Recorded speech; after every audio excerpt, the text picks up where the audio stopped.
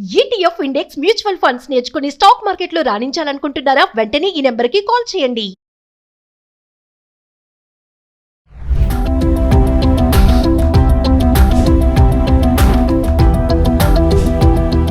నమస్తే, welcome back to Suman TV. Present మనతో పాటు ఉన్నారు అనలిస్ట్ మందరి కృష్ణారెడ్డి గారు. నమస్తే సార్. నమస్తే అమ్మా.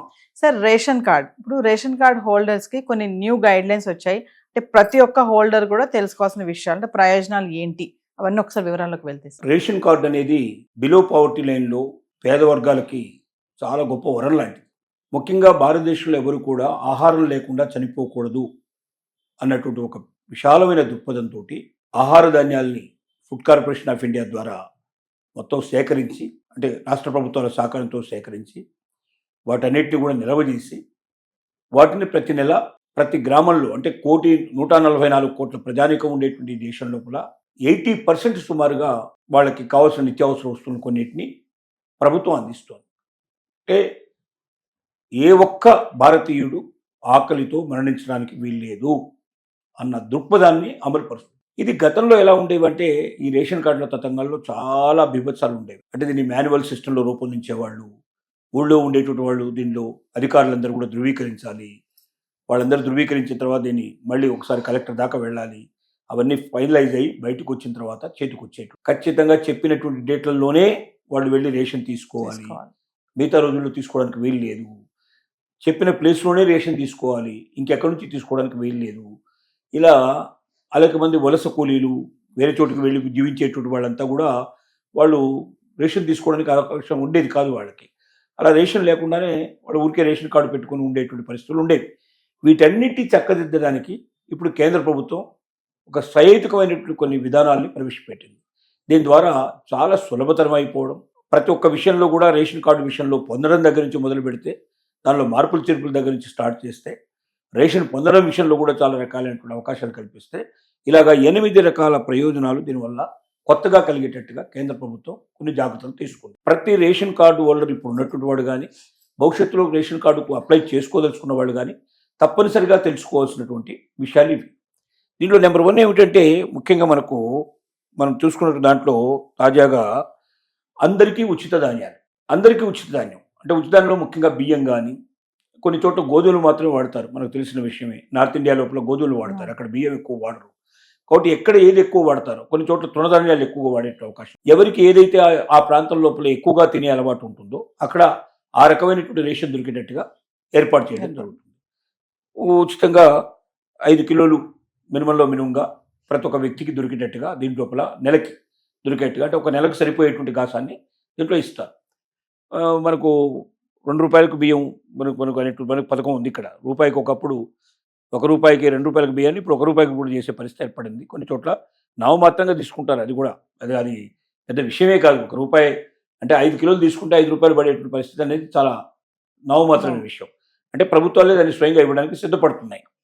దీని లోపల గోధుమలు కానీ, బియ్యం కానీ, లేకపోతే కొన్ని చోట్ల అవసరమైనప్పుడు తృణధాన్యాలు కానీ ఇచ్చేటువంటి సౌలభ్యం ఏర్పాటు చేయడం జరిగింది. రెండోది ఏంటంటే, చౌకగా నిత్యావసర వస్తువులు అందించేటువంటి విధానం. అంటే ఒక బియ్యం, గోధుమలు, తర్వాత నిత్యావసర మన అక్కడక్కడ వాడేటువంటి తృణధాన్యాలతో పాటుగా దీని లోపల పప్పులు, కొన్ని పప్పు దినుసులు ఇచ్చేటువంటి అవకాశం. తర్వాత దీంతో పాటుగా వాళ్ళకి నూనె ఇలాంటి వాటిని కొన్నిటి ఇవ్వడానికి అవకాశం. దాన్ని బట్టి అవకాశాన్ని బట్టి ఇంకా కొన్ని పెంచుకుంటూ వస్తున్నారు. అంటే ఆయా రాష్ట్ర ప్రభుత్వాలు తీసుకునే ఆలోచన బట్టి కొన్ని రాష్ట్ర ప్రభుత్వాలు ఎక్కువ ఐటమ్స్ అందిస్తున్నాయి, కొన్ని రాష్ట్ర ప్రభుత్వాలు తక్కువ అందిస్తున్నాయి. కానీ ఎక్కువ భాగం ప్రభుత్వ రంగంలో తయారయ్యేవి, కోఆపరేటివ్ రంగం ద్వారా తయారయ్యేటువంటివి, మహిళలు స్వయంగా తయారు చేసేటువంటి వస్తువులు లాంటివి కూడా కొన్ని చౌక దుకాణాల ద్వారా దొరికేటట్టుగా ఏర్పాటు చేస్తున్నారు.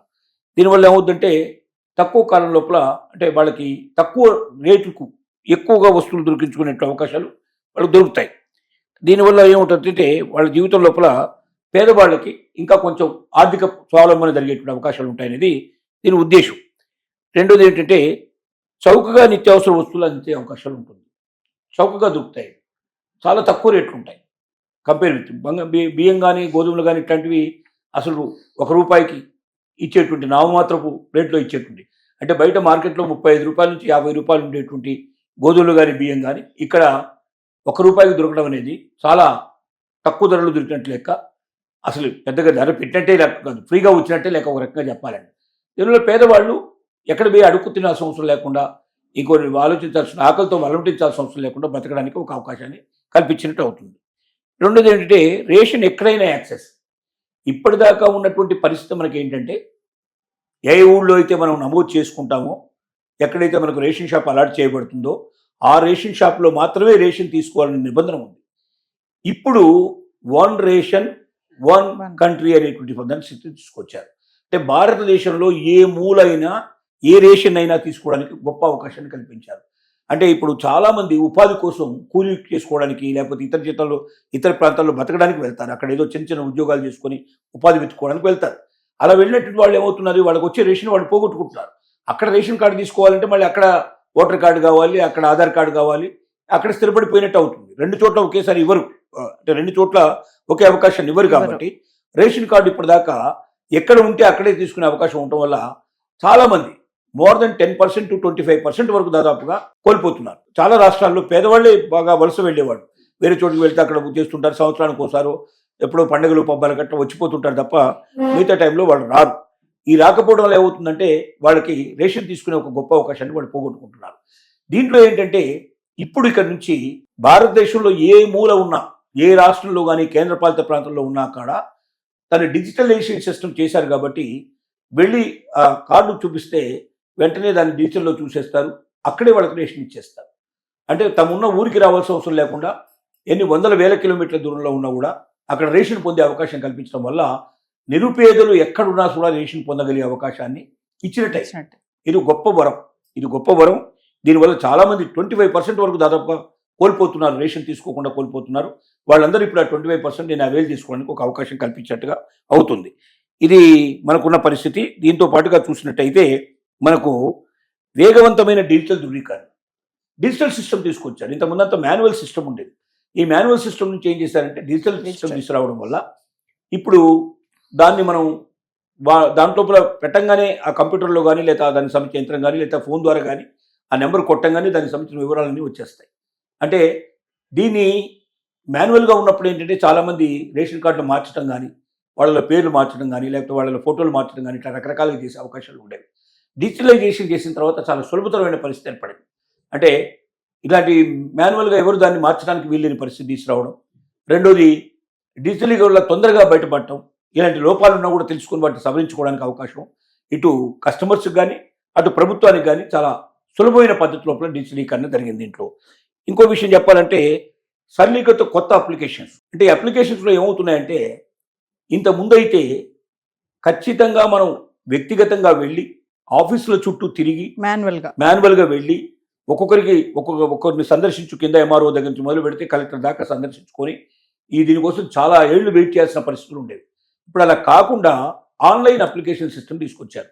అంటే ఏ ఊళ్ళో ఉన్నా కూడా ఎక్కడున్నా సరే అక్కడ వాళ్ళు సొంతంగా అయినా సరి చేసుకోవచ్చు, వాళ్ళ ఫోన్ ద్వారా చేసుకోవచ్చు, లేదంటే వాళ్ళు ఏదైనా కంప్యూటర్ సెంటర్కి వెళ్ళిపోయి అక్కడి నుంచైనా వాళ్ళు చేసుకునే అవకాశం ఉంది.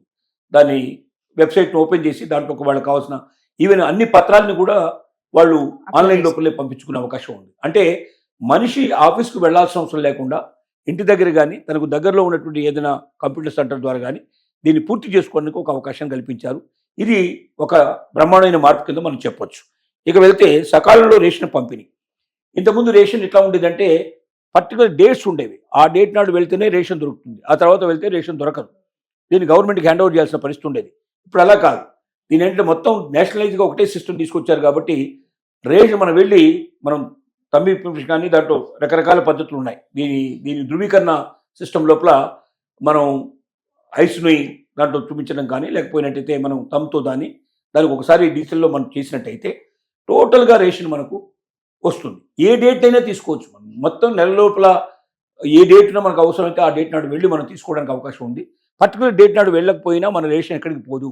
మనం ఆ రోజున అనుకోకుండా ఊరికి వెళ్తాం, లేదా ఇంకా సిక్ అయిపోయి ఉంటాం, ఇంకో కారణం చేత మనం రాలేని పరిస్థితి ఏర్పడుతుంది. కానీ ఇప్పుడు ఏ రేట్లు వచ్చినా కూడా తీసుకోవడానికి అవకాశం కల్పించడం అనేది ఒక పెద్ద మార్పు కింద మనం లెక్కేసుకోవాలి దీని లోపల. దీంతో పాటుగా మనం చూసుకున్నట్టయితే సులభమైన కార్డు దిద్దుబాటు, కార్డుల్లో మార్పులు వస్తాయి. సపోజ్ కొత్త వాళ్ళు రేషన్ కార్డు కోసం వచ్చే అవకాశం. ఇప్పుడు ఇంట్లో పెళ్ళయింది, కొత్తగా ఇంటికి కోడలు వచ్చింది, కొత్తగా పిల్లలు పుట్టారు, మరి వాళ్ళు కూడా రేషన్ కావాల్సి వస్తుంది కదా. ఈ రేషన్ కోసం గతంలో అయితే ఏం చేయాల్సి వస్తుంది, ఆఫీస్ దాకా వెళ్ళి అప్లికేషన్ పెట్టుకొని 2 సార్లు 3 సార్లు తిరిగితే కానీ అందులో కొత్తగా మార్పులు చేర్పులు జరిగేవి కావు. ఇప్పుడు అలా అవసరం లేకుండా డైరెక్ట్గా మనం ఇంట్లో కూర్చొని మనం ఫోన్ ద్వారానే చేసుకోవచ్చు, లేకపోతే దగ్గరలో ఉన్న కంప్యూటర్ సెంటర్కి వెళ్ళైనా సరే మీ సేవ లాంటి దాంట్లో కానీ వెళ్ళి మనం మార్పులు చేర్పులు చేసుకోవచ్చు. అంటే కొత్తగా వచ్చిన వాళ్ళు కూడా ఎంటర్ చేసుకోవడానికి అవకాశం ఉంటుంది. మార్పులు చేర్పులు లేదా డేట్ ఆఫ్ బర్త్లో ఏమైనా తేడాలు వచ్చినా లేదా మరో దాంట్లో తేడాలు వచ్చినా ప్రతి ఒక్కటి కూడా మనం చెక్ చేసుకొని కంప్లీట్ చేసుకోవడానికి, సమయాన్ని వృధా చేసుకోకుండా మన డబ్బును ఆదా చేసుకుంటూ సమయాన్ని ఆదా చేసుకుంటూ రేషన్ కార్డు లోపల మార్పులు చేర్పులు చేసుకోవడానికి అవకాశం కల్పించబడింది. మహిళలకు మరింత మద్దతు దొరికింది. మహిళలకు మరింత మద్దతు ఎట్లా దొరికిందంటే, గతంలో ఇంటి పెద్ద ఎవరు ఉండేవారంటే మగవాడు మాత్రమే ఇంటి పెద్ద ఉండేవాడు. ఏ రేషన్ కార్డు చూసినా కుటుంబ పెద్ద పలాని వారి కుటుంబం, ఆ కుటుంబం లోపల కుటుంబ సభ్యులు వాళ్ళ పేర్లన్నీ ఉండేవి. ఇప్పుడు భారత ప్రభుత్వం తీసుకున్న నిర్ణయంలో ఏంటంటే, మహిళల్ని మగవాళ్ళ స్థానంలో మహిళ కూడా ఇంటి పెద్ద అవ్వడానికి అవకాశం కల్పించారు. ఎవరుంటే వాడు భర్త చనిపోయి ఉండొచ్చు, లేదా భర్తను వదిలేసి ఉండొచ్చు, లేకపోతే పెళ్ళే కాకుండా ఉండొచ్చు. అంత మాత్రం చేత వాడికి రేషన్ కార్డు దొరక కూడా ఉండాలనే అవసరం లేదు కదా. కాబట్టి వాళ్ళు ఫాదర్ పేరు భర్త పేరు డిక్లేర్ చేసి వాళ్ళు ఉండి తీరాల్సిన అవసరం లేదు. తనుగా ప్రాతినిధ్యం వహిస్తూ ఆ కుటుంబానికి అంతా పెద్దగా తానే ఉంటూ మహిళ తను పూర్తి ప్రాధాన్యత పెంచుకొని రేషన్ కార్డు సంపాదించుకోవడానికి, రేషన్ కార్డు ఉపయోగించడానికి అవకాశం కల్పించింది. కాబట్టి మహిళా సాధికారత బాగా జరిగింది. మహిళలకు ఎక్కువగా ప్రాధాన్యత ఇవ్వడం జరిగింది. ఇక నుంచి మళ్ళీ చాలామంది ఇప్పుడు పడకపోయినా వాళ్ళ పేర్లు పెడతారు, ఖచ్చితంగా పెట్టి తీరాలి. కాబట్టి అంటే ఇష్టం లేకపోయినా ఆ పేరు ఉచ్చరించాల్సిన పరిస్థితి, ఇష్టం లేకపోయినా ఆ పేరును వాడుకోవాల్సిన పరిస్థితి ఉండేది. ఇప్పుడు ఇష్టం లేకపోతే పేరు తీసేయడానికి మనకు అవకాశం ఏర్పడింది. అంటే తన జీవితాన్ని, తన వ్యక్తిత్వాన్ని తను కాపాడుకోవడానికి ఒక పెద్ద అవకాశాన్ని ఇచ్చినట్టు అవుతుంది. ఇలాగా అనేక రకాల ప్రయోజనాలు మనకి ఈ రేషన్ కార్డు లోపల ఇప్పుడు ఈ 8 కొత్త మార్పుల వల్ల, ఈ మార్పులు చేసుకోవడం ద్వారా చాలా సులభతరమైనవి. కాబట్టి ఆల్రెడీ ఎవరైతే రేషన్ కార్డు వాడుతున్నారో దీంట్లో ఏమైనా మార్పులు చేర్పుగా ఉంటే సులభంగా చేసుకోవచ్చు. లేకపోతే ఏదైనా కొత్త వ్యక్తులు వస్తే వాళ్ళని ప్రవేశపెట్టుకోవడానికి అవకాశం ఉంది.